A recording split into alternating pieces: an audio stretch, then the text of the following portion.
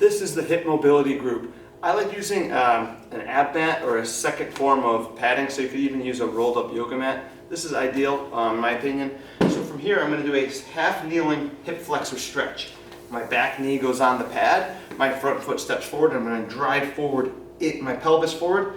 I like bumping this knee out and trying to press this out. So I'm going to call this a half kneeling hip flexor stretch, where I'm feeling it through my back hip. I feel this on my inside thigh of the lead leg also. If that went really well, I could also go up overhead with that, and that's going to be a little more intense. So I'm holding 30 to 60 seconds per side. From there, we're going to move to called a frog stretch.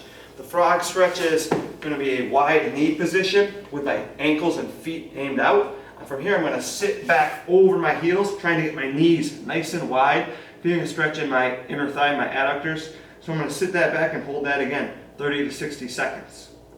From there, I'm going to need my mat again, potentially. If your knees feel fine on this, you might not need this secondary form of padding. But I'm going to go knee on the mat. I'm going to grab my foot with the other hand and try to get that up to be perpendicular to my body. And from here, I'm going to walk my back knee back. So I'm going to lean over that. I'm feeling a major stretch in my posterior above my glute on the lead leg side. So we're going to do 30 to 60 seconds per side.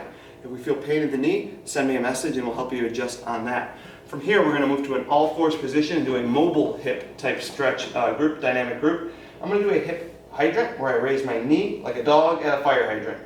I'm looking for the knee to raise. I'm not looking for the foot to come up and raise. So I'm going knee up, shoulders and torso kind of still here, raising up. I'm going to stay on one side the entire time in this group. So I'm doing hydrants. From there, I'm going to do a hurdle forward, where I'm bringing my knee out in a circular motion.